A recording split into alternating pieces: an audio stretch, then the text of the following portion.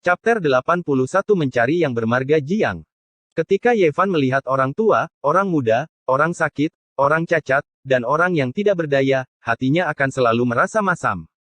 Namun, ketika dia melihat orang-orang yang menindas yang lemah dan melakukan kejahatan, dia akan menjadi tidak berempati dan hatinya menjadi dingin. Ini mungkin tampak kontradiktif, tetapi ini adalah hasil dari kepribadiannya yang sesungguhnya. Belas kasihan dan sikap dingin yang berlebihan ada pada saat yang bersamaan.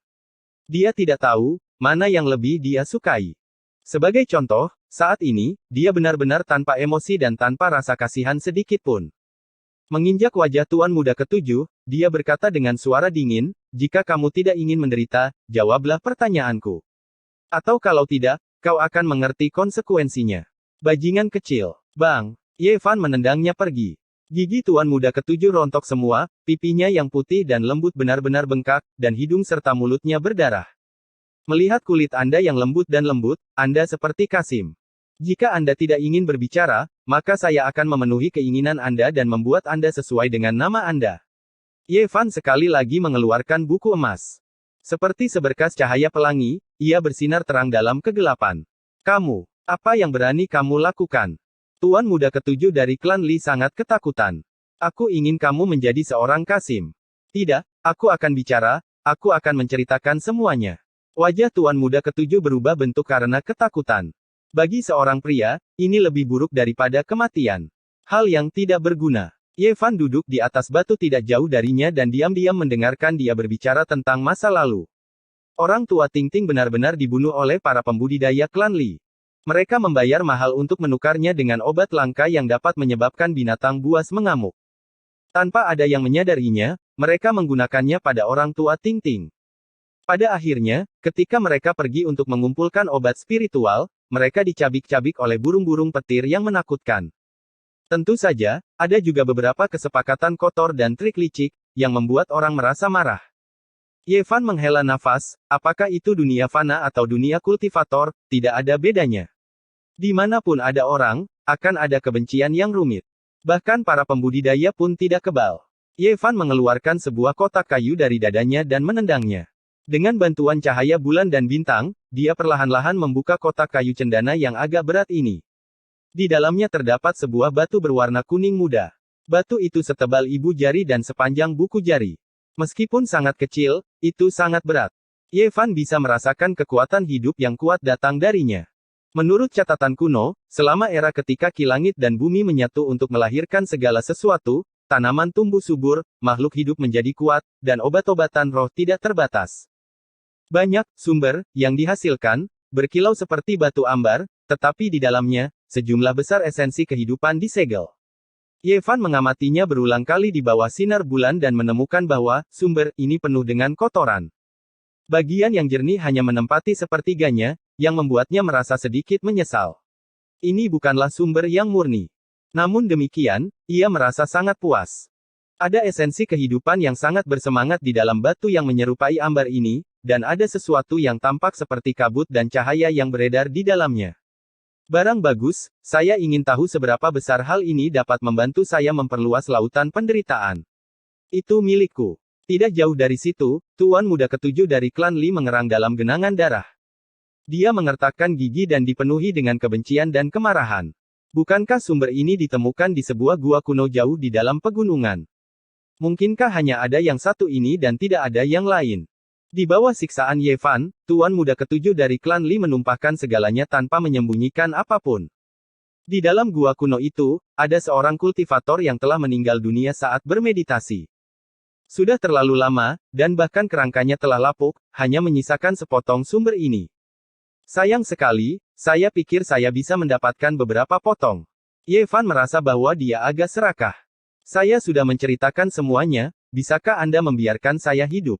Tuan muda ketujuh dari klan Li mengungkapkan secercah harapan di matanya. Tentu saja, dia tahu bahwa ini hanya harapan yang berlebihan. Pihak lain tidak akan membiarkannya pergi. Ketika Anda membunuh orang tua Ting Ting, apakah Anda merasa kasihan? Ketika Anda memaksa Paman Jiang dan Ting Ting kecil untuk hidup, apakah Anda pernah berpikir untuk memberi mereka jalan keluar? Yevan menendangnya pergi dan berkata, aku akan memberimu kesempatan untuk mengakhiri hidupmu sendiri sehingga kamu tidak perlu menderita. Saya belum membunuh siapapun, saya tidak ingin menodai tangan saya dengan darah. Kamu tidak membunuh siapapun. Tuan muda ketujuh dari klan Li sangat marah sampai tubuhnya bergetar. Dia berkata, kamu akan disambar petir. Ye Fan menendangnya ke batu dan berkata, bunuhlah dirimu. Jika Anda memaksa saya untuk bergerak, pertama-tama saya akan mengubah Anda menjadi Kasim, lalu saya akan mengambil nyawa Anda. Bajingan kecil, kamu benar-benar bajingan. Aku tidak akan melepaskanmu meskipun aku menjadi hantu. Tuan muda ketujuh dari klan Li sangat marah sampai-sampai dia terus batuk darah. Ye Fan duduk di atas batu biru tidak jauh dari situ dan berkata, ada apa dengan semua omong kosong ini? Cepatlah dan pergilah. Saya tidak punya banyak kesabaran. Tuan muda ketujuh dari klan Li sangat sedih sampai-sampai dia tidak bisa berbicara. Pada akhirnya, dia meraung, kamu akan mati dengan cara yang mengerikan. Bang! Dia membenturkan kepalanya ke batu dan meninggal dengan cara yang kejam. Kamu bunuh diri, aku tidak membunuh siapapun. Ye Fan berdiri dan mulai membersihkan jejaknya. Butuh waktu 2 jam penuh untuk menghapus semuanya sebelum ia berjalan menuju kota kecil itu. Meskipun dia terlihat tenang, telapak tangannya sudah berkeringat. Ini adalah pertama kalinya dia membunuh seorang musuh dalam hidupnya. Meskipun Tuan Muda Ketujuh bersalah atas kejahatan yang tak terhitung jumlahnya dan pantas untuk dieksekusi, itu masih membuatnya merasa agak tidak nyaman. Setelah merebut sumber, Ye Fan tidak terburu-buru untuk berkultivasi. Dia tahu betul bahwa sumber itu mengandung sejumlah besar esensi kehidupan. Setelah memecahkannya, itu akan keluar dari gelombang energi sumber. Jika dia tidak berhati-hati, dia akan ditemukan oleh orang lain, jadi dia harus berhati-hati. Dalam 2 hari berikutnya, kota berangin sangat damai. Baru pada hari ketiga, ketika 2 pembudidaya klan Li kembali dari gua kabut, kota ini menjadi kacau balau. Tuan muda ketujuh dari klan Li hilang. Bagaimana seorang kultivator bisa menghilang begitu saja? Ini adalah pembalasan dari klan Li. Pembalasan apa? Itu pasti ulah klan Wang. Selain musuh-musuh klan Li, siapa yang berani melakukan hal seperti itu? Siapa yang akan memiliki kekuatan untuk melakukannya? Ya, aku mendengar dari para pelayan klan Li bahwa itu kemungkinan besar disebabkan oleh sumber beberapa waktu yang lalu. Bahkan orang-orang biasa di kota angin pun mendiskusikan hal ini. Bisa dibayangkan betapa besarnya badai ini. Semua orang di klan Li sangat marah, tetapi pada saat yang sama, takut. Awalnya, Ye Fan tidak peduli. 2 orang yang kembali dari klan Li belum mencapai alam mata air kehidupan dan tidak bisa mengendalikan pelangi, jadi mereka tidak terlalu menakutkan. Tapi, setelah beberapa hari, orang-orang dari gua kabut benar-benar datang. Beberapa pembudidaya alam mata air kehidupan secara pribadi datang. Mereka membiarkan orang-orang dari klan Li memimpin jalan dan langsung menuju ke gua kuno di mana sumber itu ditemukan. Kemudian, para pembudidaya dari klan Wang juga mengundang orang-orang dari sekte mereka sendiri untuk pergi jauh ke dalam pegunungan untuk menemukan gua kuno. Kedua belah pihak hampir mengalami konflik yang hebat. Mungkinkah di tempat ini ditemukan Sos Fein? Pada hari itu, lebih dari 10 orang berkuda datang ke kota berangin. Mereka semua adalah binatang yang sangat mistis, masing-masing dengan sisik tebal dan tanduk yang menonjol. Tunggangan yang berada di tengah adalah yang paling luar biasa. Seluruh tubuhnya ditutupi sisik emas, dan cahaya ilahi yang cemerlang mengelilinginya, seakan-akan ada nyala api keemasan yang menyala di atasnya. Bentuknya seperti singa emas, tetapi ada 2 tanduk di kepalanya yang bercabang dan dikelilingi oleh cahaya keemasan. Sungguh sangat agung dan perkasa. Keempat kukunya tidak menginjak tanah, tetapi sebenarnya 3 inci di atas tanah. Binatang itu benar-benar menginjak udara. Bisa dibayangkan betapa kuat dan menakutkannya binatang aneh ini. Di atas singa emas itu duduk seorang pemuda berusia 24 atau 25 tahun. Dia mengenakan jubah putih dan terlihat sangat terpelajar. Ada senyum lembut di wajahnya, dan dia sangat tampan.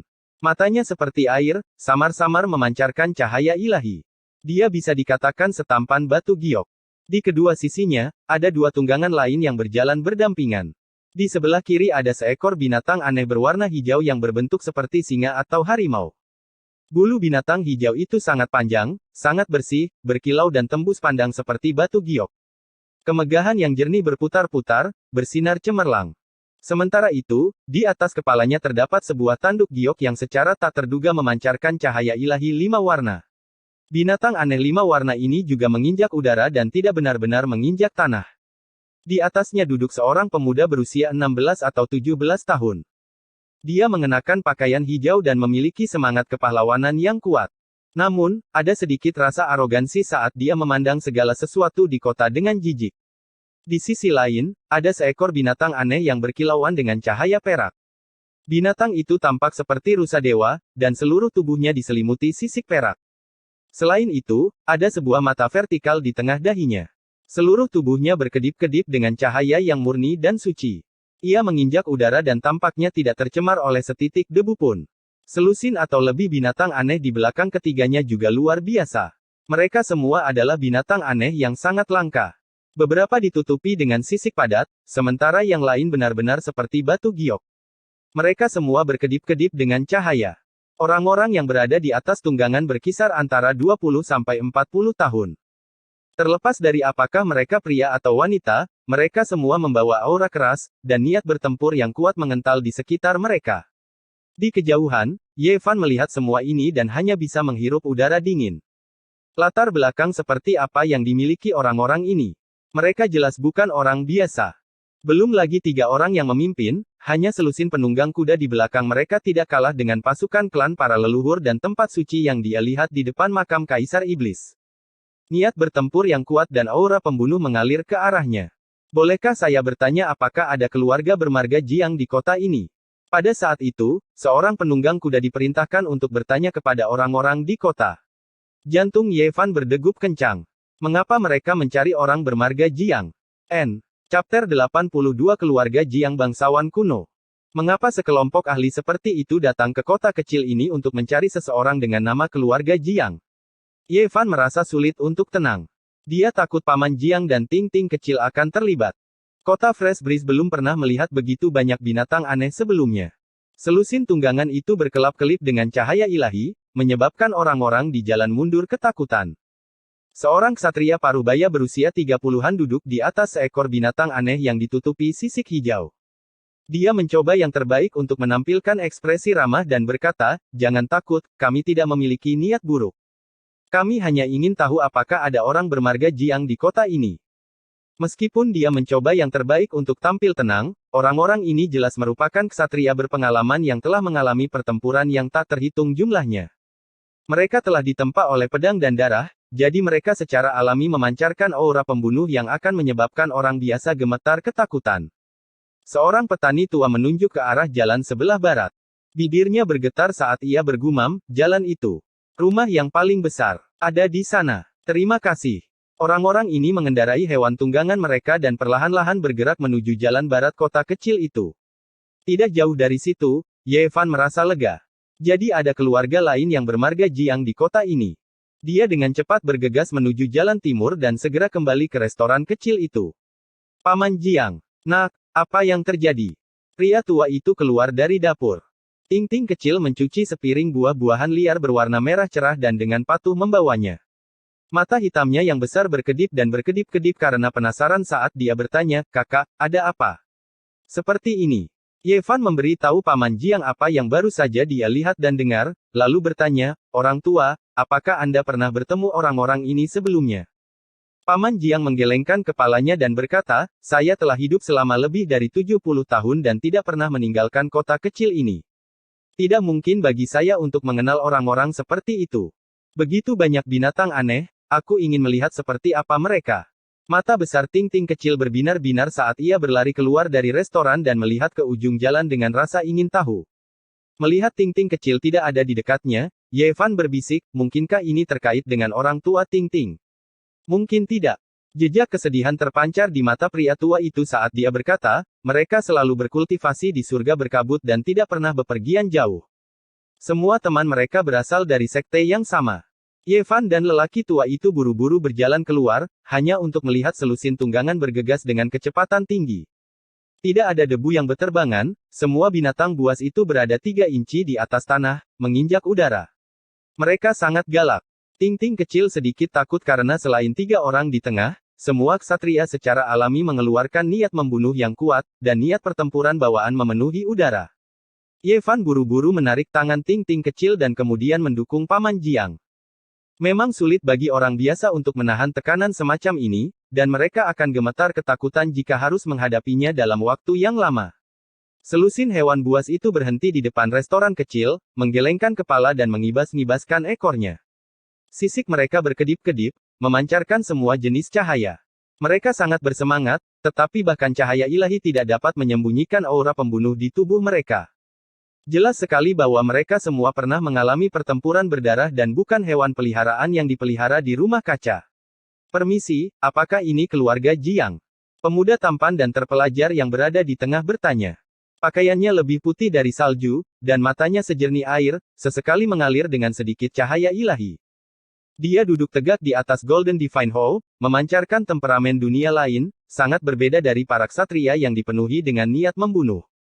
Wajah Paman Jiang yang keriput dipenuhi dengan keraguan. Dia berkata, "Ya, apa urusan kalian semua?"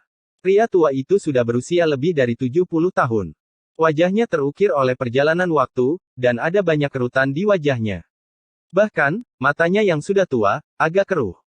Melihat betapa tuanya dia dan bagaimana dia terlihat seperti memiliki satu kaki di dalam kubur, pemuda berusia 16 atau 17 tahun yang duduk di atas binatang 5 warna itu segera mengerutkan kening dan berkata, "Ini hanyalah seorang pria tua biasa dari pedesaan yang akan mati. Dia tidak mungkin orang yang kita cari." Pemuda di atas Golden Divine Hall melirik ke arahnya.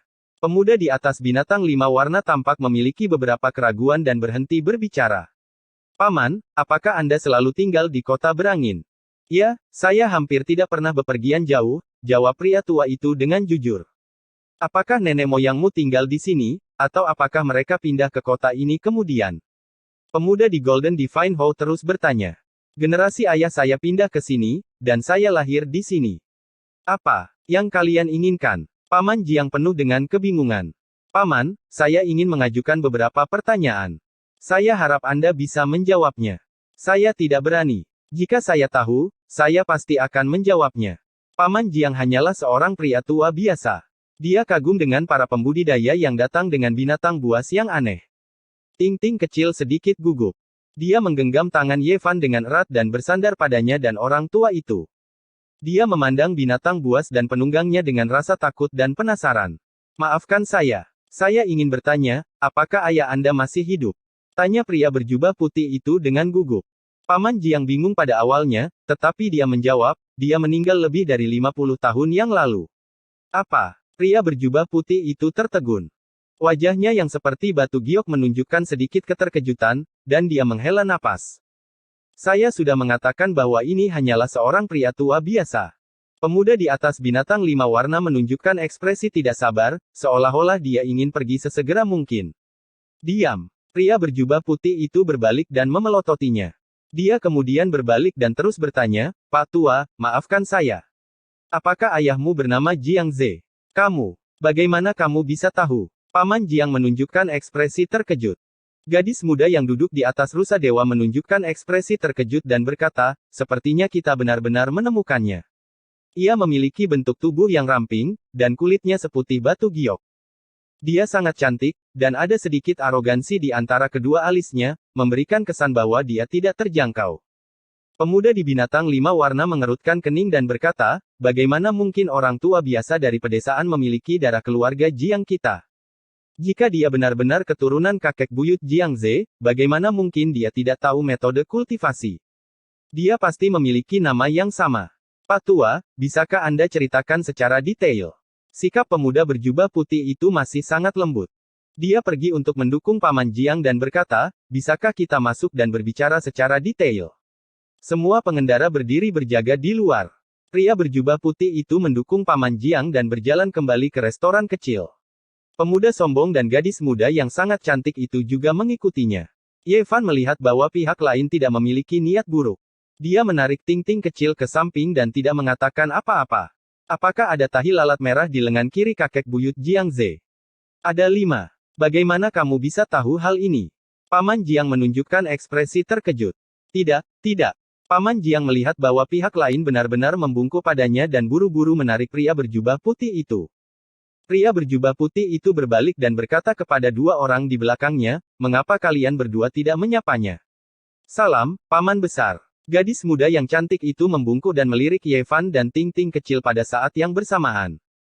Pemuda itu sedikit tidak mau dan bergumam, "Salam, Paman Besar." Dia buru-buru membungkuk dan sangat asal-asalan. Ini, Paman Jiang penuh dengan kebingungan. Dia tidak mengerti mengapa mereka seperti ini. Kakak, apakah kamu kenal kakekku?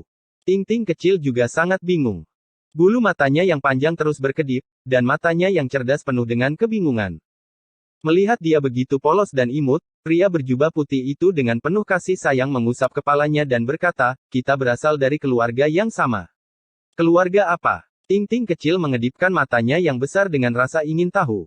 Keluarga kuno yang telah ada sejak era kuno, keluarga Jiang. Di masa depan, Anda akan perlahan-lahan memahami betapa luar biasanya keluarga kami di wilayah Tandus Timur. Ye Fan terkejut. Keluarga-keluarga zaman dahulu jelas berada di tingkat yang sama dengan Tanah Suci.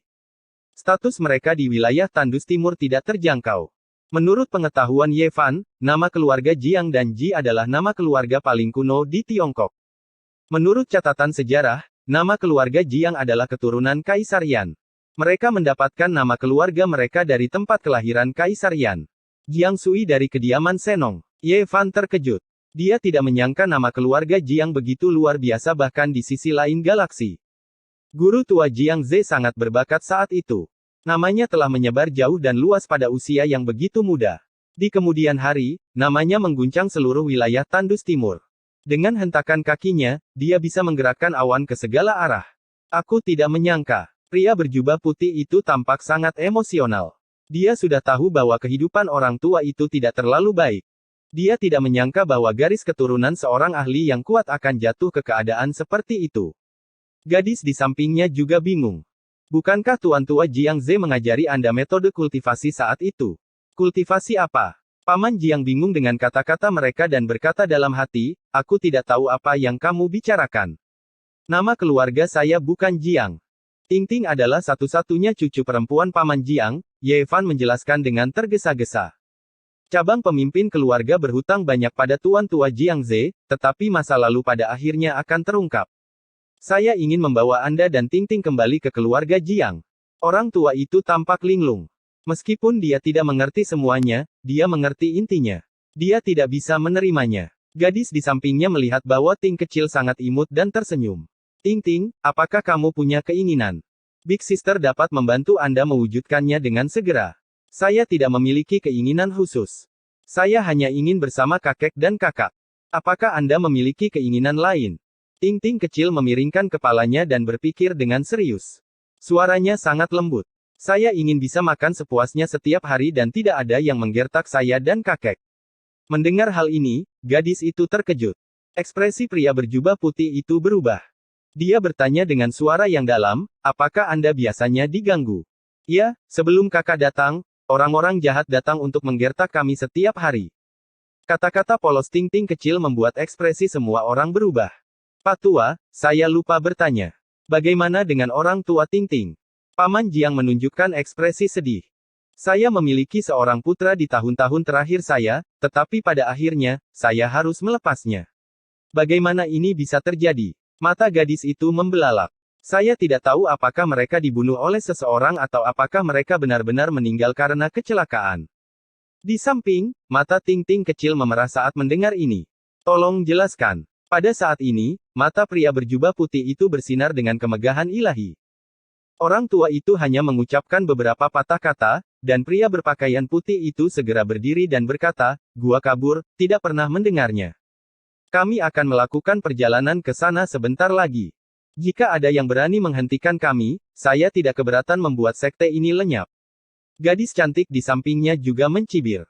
Mereka bahkan berani menggertak orang-orang dari keluarga Jiang kita. Sebelum pergi ke surga berkabut, ayo kita pergi ke keluarga Li dulu. Ketika para ksatria yang berjaga di luar mendengar hal ini, aura pembunuh yang mengejutkan dan niat bertempur meledak. Pada saat ini, seluruh kota angin segar diselimuti oleh aura yang menakutkan. Chapter 83 Siapa yang bisa memblokir? Pria berbaju putih itu berasal dari klan kuno terpencil, keluarga Jiang. Namanya adalah Jiang Yifei. Seperti namanya, dia setampan batu giok. Pakaian putihnya lebih putih dari salju. Dia tidak banyak bicara tentang masa lalu Jiang Ze, tapi dia masih belajar banyak informasi yang berguna. Ayah Paman Jiang, Jiang Ze, meninggalkan keluarga Jiang bertahun-tahun yang lalu dan tidak pernah kembali. Ada masa lalu yang tidak diketahui yang tampaknya terkait dengan garis keturunan kepala keluarga. Guru tua Jiang Ze memiliki prestasi yang luar biasa. Bagaimana dia bisa meninggal 50 tahun yang lalu? Ini adalah sesuatu yang tidak dimengerti oleh Jiang Yifei. Dia batuk darah yang sangat banyak saat meninggal dunia. Paman Jiang tidak merasa terlalu sedih ketika dia menyebutkan masa lalu. Beberapa hal akan memudar seiring dengan berlalunya waktu. Saya mengerti. Jiang Yifei tidak banyak bicara dan hanya mengangguk. Dia sepertinya mengerti cerita tersembunyi. Gadis cantik di sebelahnya bernama Jiang Kexuan. Dia memiliki sosok yang anggun, leher yang ramping, dan wajah yang cantik. Sebagai seorang wanita muda dari keluarga Jiang, temperamennya membuat orang merasa bahwa dia tidak dapat dicapai. Namun, dia sangat menyukai Ting-Ting kecil dan tidak menunjukkan sikap sombong. Dia memegang tangan Ting-Ting kecil dan bertanya ini dan itu dari waktu ke waktu. Nada suaranya sangat lembut. Pemuda sombong itu bernama Jiang Yichen. Meskipun dia tahu identitas Paman Jiang dan Ting-Ting kecil, dia tidak terlalu antusias dan tetap terlihat dingin. Jiang Kexuan melangkah maju dan berkata dengan suara yang jelas dan menyenangkan, "Pak Tua, tolong kembalilah ke keluarga Jiang bersama kami. Kakek saya mengatakan bahwa keluarga Jiang menyesal atas garis keturunan Anda. Kami harus menemukan Anda dan mengundang Anda kembali apapun yang terjadi." "Lupakan saja. Saya tidak mengerti apa yang Anda katakan. Kehidupan Anda terlalu jauh dari kehidupan saya. Kita adalah orang-orang dari dua dunia yang berbeda. Saya sudah terbiasa dengan semua yang ada di sini." Paman Jiang adalah seorang pria tua biasa. Dia telah hidup begitu lama dan mengalami banyak hal. Dia merasa bahwa dia tidak bisa berintegrasi ke dalam keluarga seperti itu, jadi dia menolak dengan sopan. Bahkan jika Anda tidak berpikir untuk diri Anda sendiri, Anda harus berpikir untuk Ting-Ting. Dia adalah seorang putri kecil di awan dan tidak boleh diganggu. Dia membutuhkan kehidupan yang berbeda. Jiang Kexuan berbicara tentang masa depan Ting-Ting kecil dan membujuk lelaki tua itu, "Tolong kembalilah bersama kami." Para tetua dalam keluarga berharap garis keturunan Jiang Ze akan kembali ke keluarga Jiang. Bawa Ting-Ting pergi. Saya sudah terbiasa dengan kehidupan di sini dan tidak ingin pergi ke tempat lain. Ting-Ting kecil segera memeluk lengan pria tua itu dan berkata, "Aku akan bersama kakek. Dimanapun kakek berada, Ting-Ting akan berada di sana." Jiang Yifei adalah orang yang cerdas. Dia tahu bahwa membujuk Paman Jiang dengan cara ini tidak akan banyak berguna. Hanya dengan membiarkan dia melihat transendensi keluarga Jiang, dia mungkin bisa mengubah pikiran orang tua itu. Dia berdiri dan berkata, "Mari kita pergi ke klan Li dulu." Kata-katanya sangat tenang, tetapi tampaknya mengandung sihir yang aneh. Binatang mutan di luar semuanya meraung, dan aura berdarah menyebar. Semua ksatria meledak dengan niat bertempur yang kuat. Ekspresi Jiang Yifei tenang dan tenang. Dewa Emas Hou mengikuti di belakangnya. Dia memperlambat langkahnya dan berjalan berdampingan dengan Paman Jiang. Semua orang mengikuti di belakang ketika mereka melihat ini. Tidak ada yang mengendarai binatang buas mereka, tetapi berjalan menuju keluarga Li. Ting-Ting kecil dengan cemas menarik tangan orang tua itu dan Ye Fan. Dilindungi oleh semua orang seperti bintang-bintang di sekitar bulan membuatnya merasa tidak nyaman. Pada saat ini, Jiang Yifei dan Jiang Kexuan berjalan berdampingan dengan mereka. Namun, mereka hanya berdiri di sebelah kiri dan tidak berada di tengah. Semua orang di jalan sangat terkejut melihat Paman Jiang dan Ting-Ting kecil dilindungi seperti ini. Banyak orang gemetar ketakutan dan mundur ke sisi jalan karena takut dengan binatang buas itu. Apa yang terjadi? Apakah Pak Tua Jiang mengenal orang-orang ini? Lihatlah binatang-binatang mutan itu. Kaki mereka tidak menyentuh tanah. Aku takut mereka bahkan bisa terbang. Bagaimana Pak Tua Jiang bisa mengenal orang-orang ini? Pak Tua Jiang yang pahit akhirnya berubah menjadi lebih baik. Orang baik akan selalu dihargai. Kali ini, keluarga Li berada dalam masalah besar. Mereka tampaknya sedang berjalan menuju keluarga Li. Bagus. Setelah bertahun-tahun menanti, akhirnya ada yang akan menangani keluarga Li. Semakin banyak orang yang berkumpul di kedua sisi jalan. Meskipun semua orang sangat takut dan tidak berani bergerak maju, mereka masih menunjukkan ekspresi bersemangat. Mereka mengikuti dari jauh dan bergerak menuju keluarga Li. Ketika Paman Jiang tiba di gerbang keluarga Li, dia sedikit ragu-ragu. Melihat ini, Jiang Yifei membantunya menaiki tangga dan berkata, "Belum lagi keluarga Li yang kecil, bahkan istana negara terkuat di wilayah Tandus Timur tidak dapat menghentikan kita." Bang! Di depan mereka, sepasang pintu berwarna merah terang tiba-tiba runtuh seakan-akan ada palu besar yang menghantamnya. Siapa yang melakukan ini? Beraninya kau datang ke keluarga Li dan berperilaku buruk. Kamu benar-benar mencari kematian. Segera, lebih dari 10 orang bergegas keluar, semuanya ganas.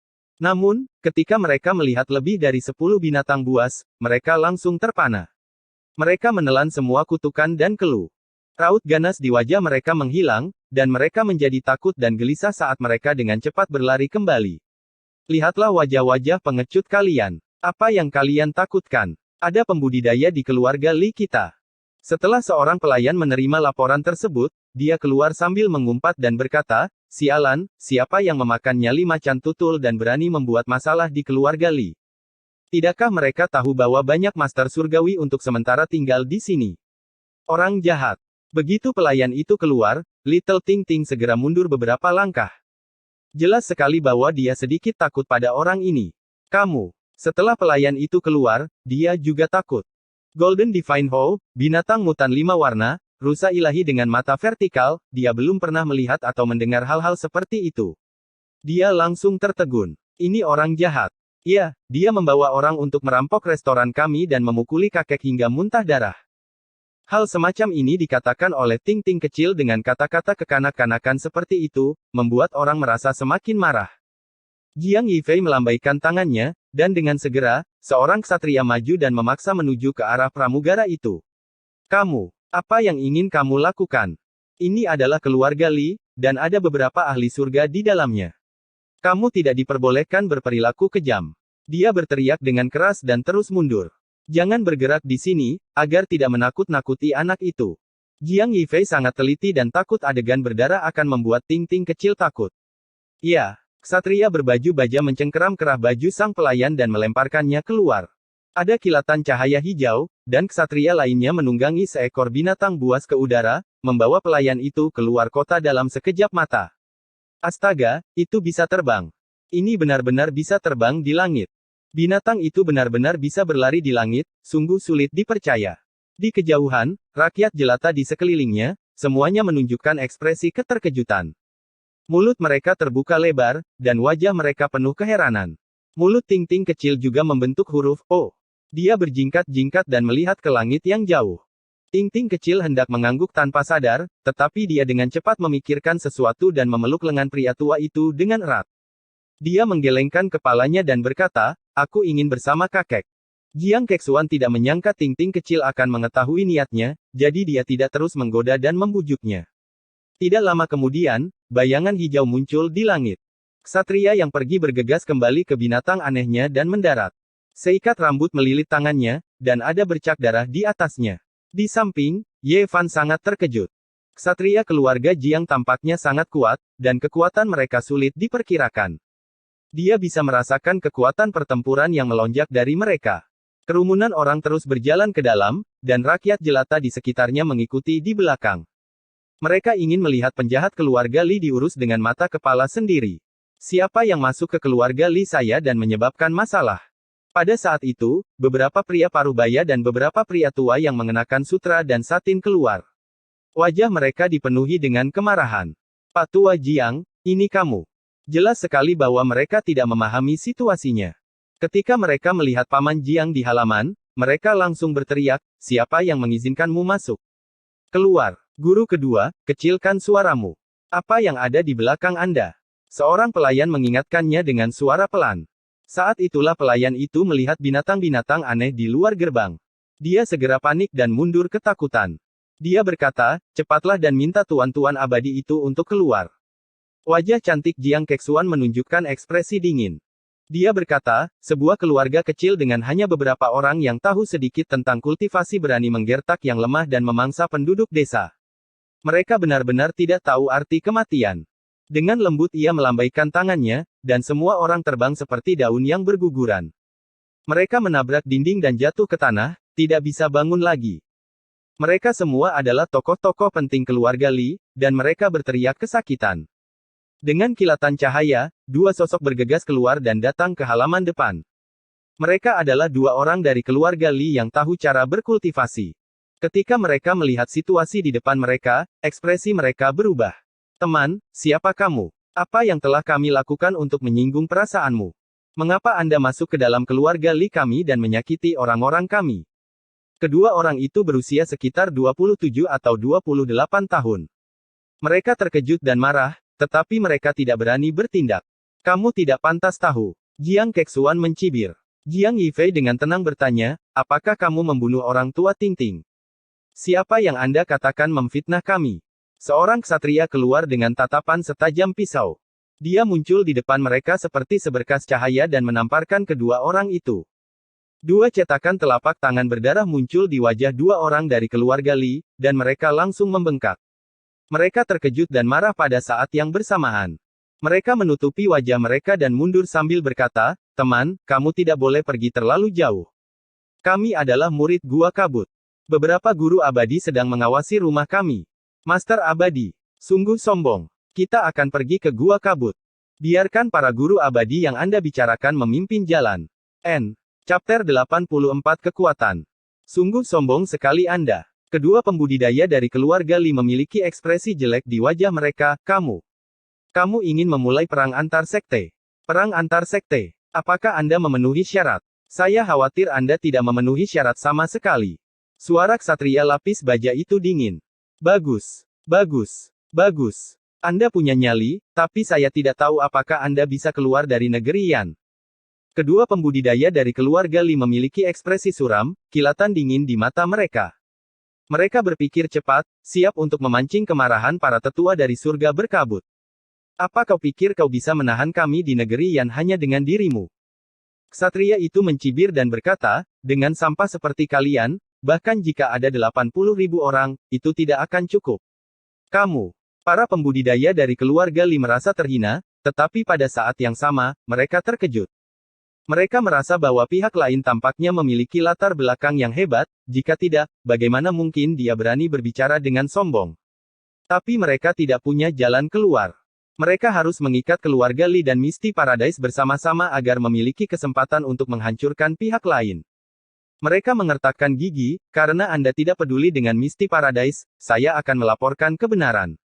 Para tetua sekte secara alami akan memberitahu Anda tentang luasnya langit dan bumi.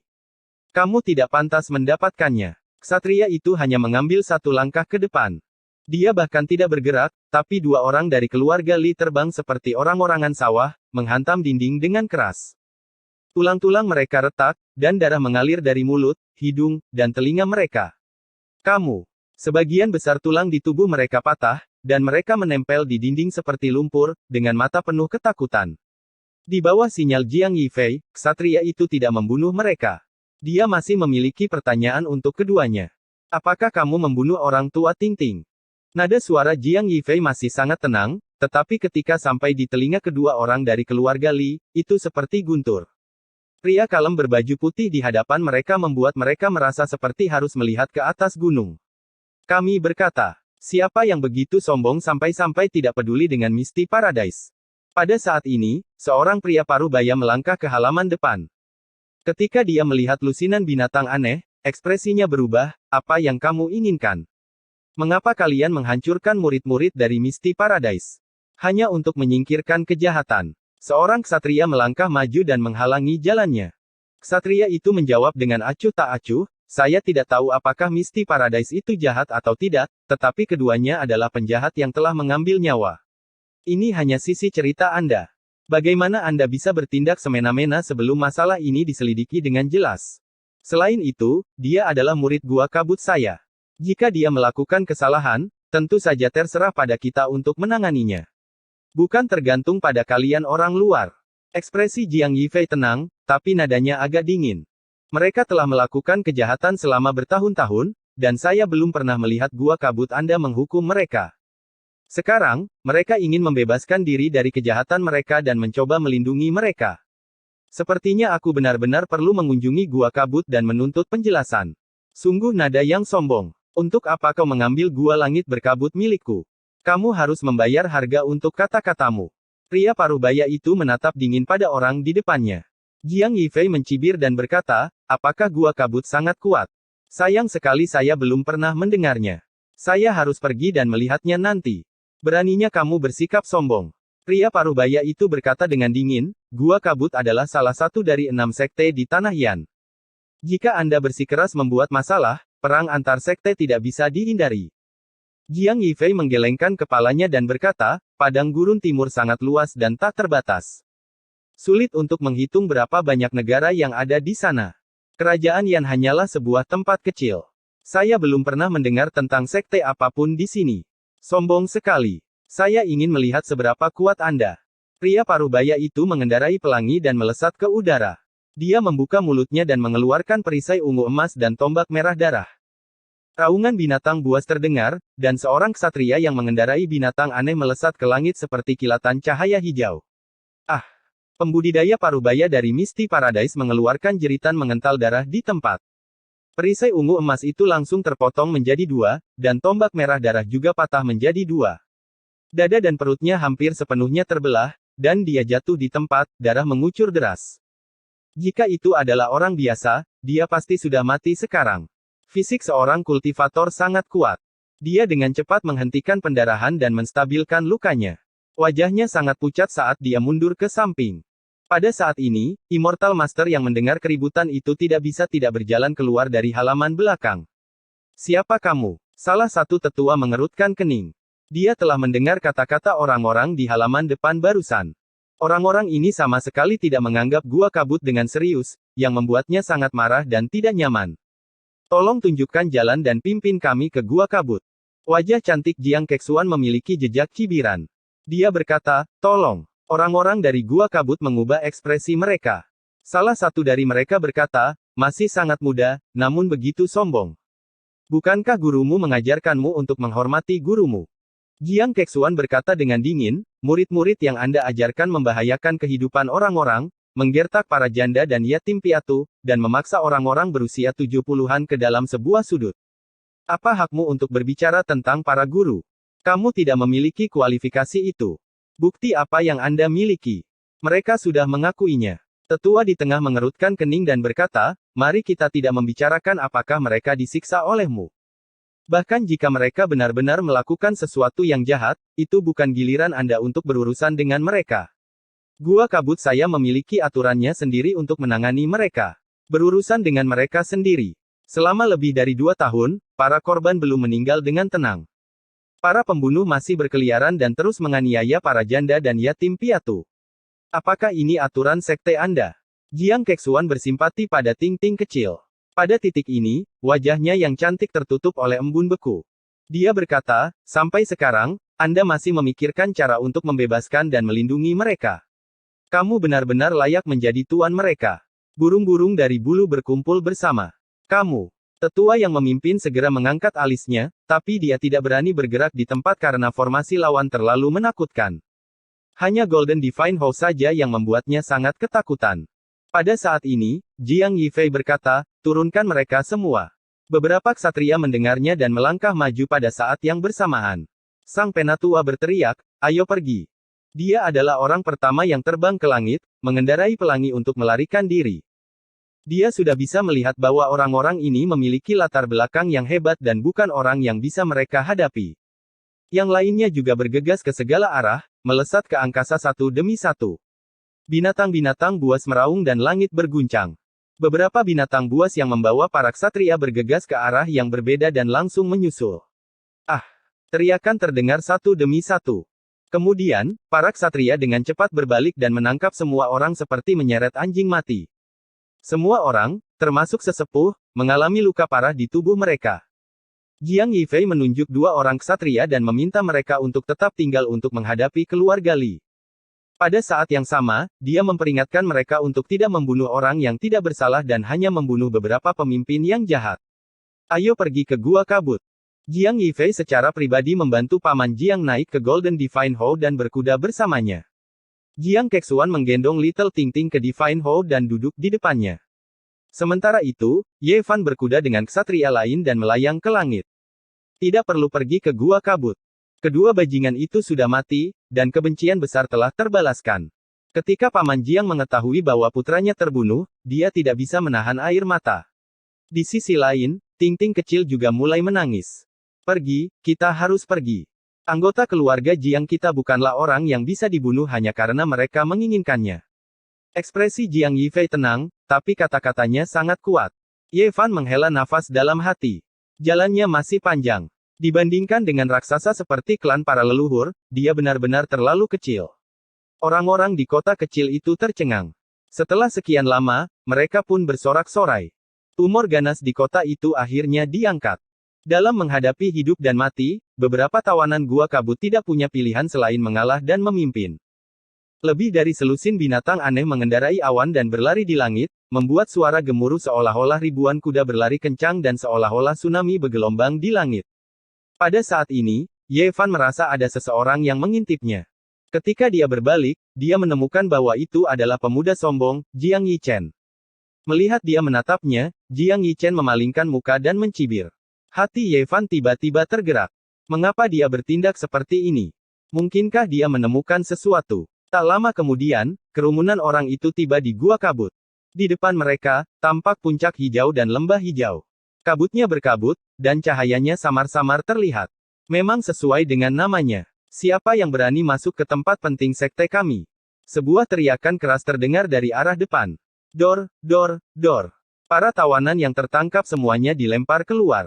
Tiba-tiba, terdengar teriakan kaget dari arah depan. Musuh besar akan datang. Gua kabut berada dalam kekacauan.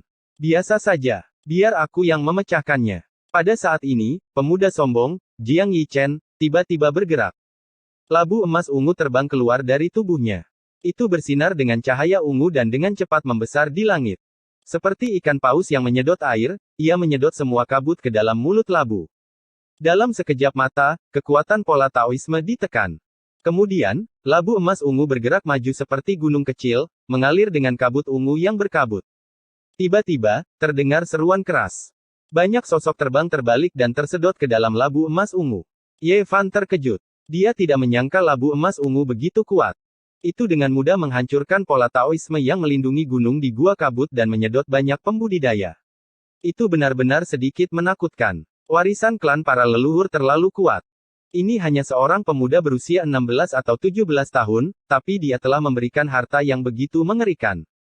Ye Fan bergumam di dalam hatinya. Tidak perlu melakukan ini. Paman Jiang terus berusaha mencegahnya.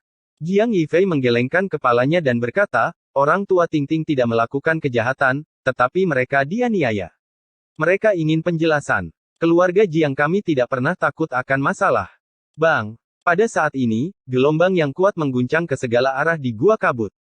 Gelombang itu mengguncang labu emas ungu, dan sebuah suara tua terdengar, ternyata itu adalah orang-orang dari klan orang-orang dahulu. Aku ingin tahu bagaimana gua kabut telah menyinggung perasaanmu. Chapter 85 Pendekatan Bahaya. Di dalam gua kabut, kabut abu-abu bergegas naik dan mengguncang labu emas ungu, memenjarakannya di sana sehingga tidak bisa terus menelan para pembudidaya. Sebuah bayangan kelabu melesat dengan cepat. Dia adalah seorang pria tua yang usianya sulit diketahui. Rambut dan janggutnya semuanya putih, tetapi wajahnya sangat kemerahan.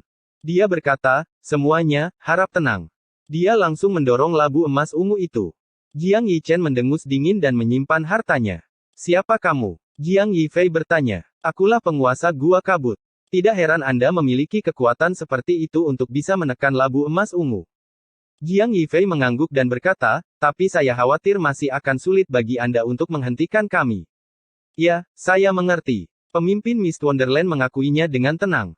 Dia kemudian melanjutkan, saya tidak tahu apa yang telah dilakukan oleh Mist Wonderland sehingga kalian semua mengumpulkan begitu banyak orang. Jika itu adalah kejahatan besar, saya bersedia membubarkan Mist Wonderland dan membiarkan Anda menghadapinya.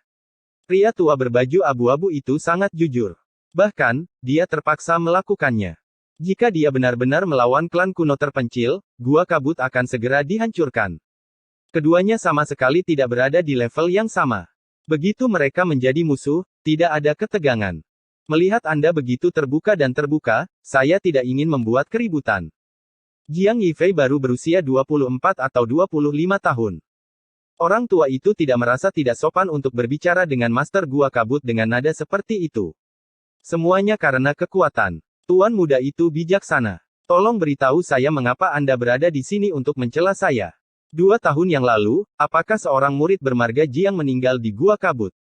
Penguasa Gua Kabut mengangguk dan berkata, jika itu orang lain, saya mungkin tidak ingat, tapi pemuda yang luar biasa ini meninggalkan kesan yang mendalam pada saya. Dia adalah murid dari keluarga Jiang, tapi dia dibunuh oleh orang-orang Gua Kabut. Jiang Yifei berkata dengan tenang. Apa, dia dibunuh oleh seseorang? Penguasa Gua Kabut terkejut dan berkata, siapa yang begitu berani? Sekarang Anda mengerti mengapa saya ada di sini. Tuan Gua Kabut tiba-tiba sakit kepala. Bagaimana mungkin seorang murid dari keluarga Jiang memasuki Gua Kabut dan dibunuh oleh seseorang? Ini memang masalah yang sangat merepotkan baginya. Anda tidak perlu terlalu khawatir. Saya di sini bukan untuk membuat masalah tanpa alasan. Pelaku utama telah diadili, tetapi saya merasa bahwa guru mereka dicurigai berkomplot. Selain itu, orang yang memberi mereka obat harus ditemukan. Tuan Muda Jiang, silakan pindah ke gua surgawi yang berkabut. Orang tua ini pasti akan memberikan penjelasan yang memuaskan. Jiang Yifei mengangguk dan berkata, yang paling penting adalah memuaskan wanita tua dan anak ini. Pada saat ini, mata Paman Jiang dan Little Tingting sudah kabur karena air mata. Saya mengerti. Jiang Yifei memerintahkan Jiang Yichen untuk mengeluarkan labu emas ungu dan membebaskan semua orang yang terjebak di dalamnya. Kemudian, dia membawa Paman Jiang, Tingting kecil, dan guru sekte tua ke dalam surga berkabut. Yang lain tidak mengikuti. Mereka mendarat di tanah dan menunggu di luar. Pada saat ini, Ye Fan merasa bahwa dia sedang diawasi lagi. Dia menemukan bahwa itu masih pemuda sombong, Jiang Yichen. Apa yang terjadi? Dia tidak mengira telah menyinggung perasaan pemuda dari keluarga remote antiquity ini, jadi dia tidak mengerti mengapa dia diawasi. Jiang Kexuan berjalan dengan anggun dan berkata sambil tersenyum, adik laki-laki Ye, setelah masalah ini, Tingting akan kembali ke keluarga Jiang bersama kami. Jika kamu mau, kamu juga bisa ikut dengan kami. Ini. Pada awalnya, Ye Fan memang memiliki ide seperti itu. Keluarga Jiang adalah keluarga kuno yang telah diwariskan dari zaman kuno. Mungkin dia bisa menemukan rahasia tubuh ilahi. Namun, setelah mempertimbangkan dengan cermat, dia ragu-ragu. Bagaimana jika rahasianya ketahuan? Kepingan tembaga hijau di dalam tubuhnya menyebabkan kekacauan besar di hutan belantara timur. Jika para penguasa kuat dari keluarga Jiang mengetahuinya, konsekuensinya tidak akan terbayangkan. Selain itu, kitab suci Tao sudah cukup untuk menimbulkan banyak masalah.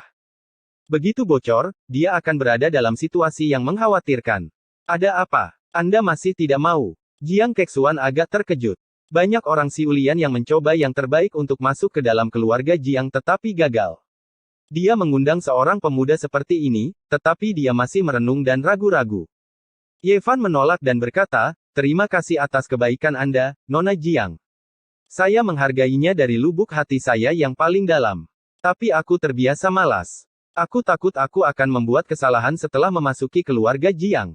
Sebaiknya aku pergi keluar. Jika suatu hari saya miskin dan ingin pergi ke keluarga Jiang, tolong terima saya. Pada saat ini, Jiang Yichen mencibir dan berkata, menurutmu apa itu keluarga Jiang? Penginapan. Jiang Yichen, diam. Jiang Kexuan memarahi Jiang Yichen, lalu berbalik dan berkata sambil tersenyum, adik laki-laki Ye, jangan pedulikan dia. Dia selalu seperti ini, manja. Jangan khawatir, keluarga Jiang akan selalu membukakan pintu untukmu. Jika Anda mengalami kesulitan di masa depan, datanglah ke keluarga Jiang untuk menemui saya. Terima kasih, Nona Jiang. Ye Fan berterima kasih padanya dan merasa aneh pada saat yang sama. Dia tidak memprovokasi tuan muda dari keluarga Jiang ini, jadi mengapa dia melakukan ini? Ye Fan menjadi semakin bertekad bahwa dia tidak bisa memasuki keluarga Jiang sekarang. Tubuh suci, kitab suci Tao, dan tembaga hijau yang misterius adalah hal yang tabu. Dia tidak ingin mengambil risiko. Nah, kamu harus tahu bahwa ada banyak orang yang ingin bergabung dengan keluarga Jiang. Jika Anda melepaskan kesempatan ini, Anda akan menyesalinya selama sisa hidup Anda. Jiang Yichen menatapnya dan mencibir. Hati Ye Fan bergetar, dan pada saat yang sama, dia bahkan lebih terkejut. Tuan muda dari keluarga Jiang ini sepertinya ingin dia segera bergabung dengan keluarga Jiang. Apa yang sedang terjadi? Jiang Kexuan menegur Jiang Yichen beberapa kali lagi, dan dia tidak mengatakan apa-apa lagi. Dia hanya berdiri tidak jauh dan menatap Ye Fan dari waktu ke waktu. Apakah kelinci sialan ini adalah kelinci yang sudah mati? Sialan. Ye Fan bergumam dalam hatinya. Setelah beberapa saat, Jiang Yichen akhirnya berhenti menatapnya dan mulai berkeliaran di sekitar gua kabut, yang membuat Ye Fan merasa sedikit lega. Segera, dia teringat akan teman-teman sekelasnya. Seharusnya ada 2 orang di gua kabut, tapi dia tidak tahu siapa mereka. Setelah menunggu selama 1 jam penuh, Jiang Yifei keluar bersama Paman Jiang dan Ting-Ting kecil. Kepala gua kabut dan sekelompok orang penting melihat mereka secara langsung. Mata pria tua dan gadis kecil itu merah dan bengkak. Terlihat jelas bahwa mereka telah menangis. Kepala tua, silakan kembali. Tidak perlu mengantar kami. Keluarga Jiang kami bukannya tidak masuk akal. Masalah ini telah diselesaikan. Anda tidak perlu khawatir lagi. Pemimpin tua dari kediaman gua kabut menghela nafas lega.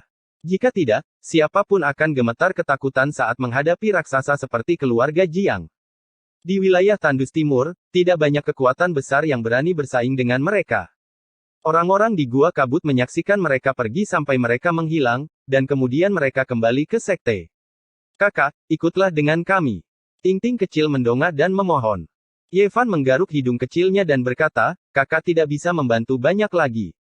Keluarga Jiang penuh dengan orang-orang yang berkuasa. Aku bahkan bukan seorang prajurit di sana. Ting-Ting akan memiliki kehidupan yang baik di sana. Kakak, aku benar-benar tidak ingin berpisah denganmu. Ikutlah dengan kami, atau Ting-Ting akan merindukanmu setiap hari. Ting-Ting kecil hampir menangis. Saya masih memiliki hal-hal lain yang harus dilakukan. Saya benar-benar tidak bisa pergi sekarang. Aku berjanji, aku akan mengunjungimu di masa depan. Ye Fan menghiburnya dengan lembut. Tidak, jika kakak tidak pergi, aku juga tidak akan pergi. Ting-Ting kecil benar-benar membuat keputusan seperti itu. Anda masih muda dan belum memahami beberapa hal.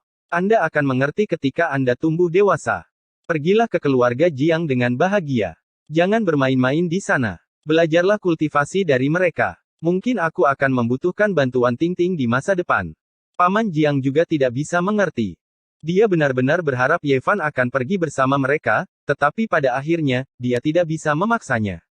Ketika mereka berpisah di luar kota Qingfeng, Ting-Ting kecil menangis. Dia memeluk kaki Ye Fan dan menolak untuk melepaskannya. Air matanya mengalir deras. Ye Fan menyeka air matanya dan berkata, jangan menangis. Ting-Ting, ingat apa yang saya katakan barusan. Kita akan bertemu lagi di masa depan. Pada akhirnya, Ting-Ting kecil enggan dan menangis, saya pasti akan belajar kultivasi dan mencari kakak di masa depan. Jika ada yang mengganggu kakak, Ting-Ting akan mengalahkan mereka. Ye Fan segera tersenyum dan berkata, cepatlah pergi. Mereka semua menunggumu. Pada saat ini, Ye Fan menyadari bahwa ketika Jiang Yichen, tuan muda dari keluarga Jiang, menatapnya, cahaya dingin melintas di matanya. Ini membuat jantungnya berdegup kencang. Jiang Yichen, caraku memandangmu sepertinya tidak benar. Jiang Kexuan tiba-tiba berkata. Saudari Suan, mengapa Anda mengatakan itu? Jiang Yichen terkejut. Jangan melakukan hal-hal yang tidak bermoral. Jangan berbuat jahat. Tampaknya kakek benar-benar memanjakan Anda. Jiang Kexuan berkata dengan dingin, aku sudah memperhatikanmu sejak lama. Kamu sepertinya ingin melawan adik Ye. Apakah dia menyinggung perasaanmu? Jiang Yifei menatap mereka dan berkata, ada apa? Tidak ada. Jiang Yichen sedikit merasa bersalah. Bicaralah. Meskipun Jiang Yifei terlihat anggun, dia tampak sangat bergengsi. Jiang Yichen, yang berasal dari klan yang sama, sangat takut padanya. Bicaralah. Jiang Yichen harus mengatakan yang sebenarnya. Dia berkata, anak itu memiliki harta yang berharga, dan itu bukan harta biasa. Kalian semua tahu bahwa aspek yang paling aneh dari tunggangan saya bukanlah kehebatannya dalam bertarung, tetapi lebih kepada tanduk giok yang dapat merasakan benda-benda ilahi. Hari ini, itu terus berkedip-kedip dengan cahaya 5 warna, sangat terang dan gemilang. Tunggangannya adalah seekor binatang berwarna biru yang terlihat seperti singa atau harimau. Bulu binatang Cian itu sangat panjang dan sangat bersih. Ada tanduk giok di kepalanya, yang sangat jernih dan memancarkan cahaya 5 warna. Binatang itu bisa merasakan keberadaan harta karun yang langka. Aku mungkin dalam masalah. Ye Fan melihat 3 orang di kejauhan melihat ke atas. Ada apa dengan anak itu? Paman Jiang bertanya. Ting-Ting kecil juga menyeka air matanya dan berkata, kakak sedang dalam masalah. Saya akan meminta kakak Kexuan untuk membantu kakak. Ye Fan tersenyum pahit. Pada saat ini, Jiang Yichen sedang berjalan sambil mencibir. Jiang Yifei dan Jiang Kexuan juga mengikuti. Saya benar-benar penasaran. Harta karun berharga seperti apa yang Anda miliki? Ye Fan tiba-tiba terkejut. Dia tidak pernah menyangka Jiang Yichen akan mengatakan hal seperti itu. Apakah dia benar-benar menemukan sesuatu? Jiang Yifei berkata sambil tersenyum, adik Ye, jangan khawatir. Kami tidak bermaksud jahat. Keluarga Jiang memiliki banyak harta yang berharga. Kami tidak akan mengingini hartamu. Jiang Kexuan mengingatkannya, adik Ye, kamu harus berhati-hati di masa depan. Setelah mendengarkan penjelasannya, Ye Fan memahami keajaiban binatang 5 warna itu. Itu benar-benar bisa merasakan harta roh. Ini membuatnya berkeringat dingin. Jika kepingan tembaga hijau dan kitab suci itu terungkap, konsekuensinya tidak akan terbayangkan. Untungnya, saya tidak setuju untuk bergabung dengan keluarga Jiang. Dia berkata pada dirinya sendiri. Baiklah, mari kita berpisah di sini. Jangan khawatir, saya sudah memperingatkan Jiang Yichen. Dia tidak akan memiliki ide jahat lagi. Jiang Kexuan tersenyum. Pada akhirnya, sekelompok orang itu mengendarai binatang itu dan naik ke langit. Ting-Ting kecil menangis dengan sangat sedih. Dia terus melambaikan tangan kecilnya hingga menghilang ke langit. Ye Fan memiliki rasa krisis yang kuat. Dia tidak kembali ke kota. Sebaliknya, dia berlari langsung ke pegunungan yang dalam.